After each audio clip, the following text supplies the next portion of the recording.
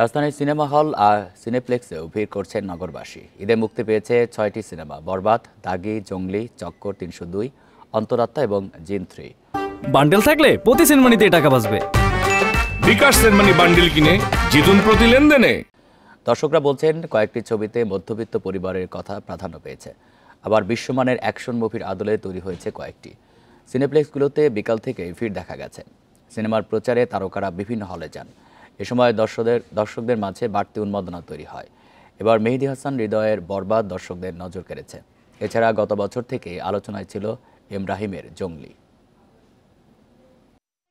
এখন জেগে উঠছে, খুব ভালো ভালো সিনেমা আসছে এবং চরিত্রগুলো খুব ভালো। মেইন জিনিসটা যেটা ভালো লাগছে সেটা হলো স্টোরি লাইন। স্টোরিটা এতই ভালো ছিল যে ওরা আমাদের একদম আকর্ষিত করে রেখেছিল। সব মিক্স করে অ্যাকশন, তারপর সিনেমাটিক, রোমান্টিক, তারপর আপনার দুঃখ সব মিলে একটা আর কি মুভি তৈরি করেছে। এটা আসলে খুবই ভালো লাগছে।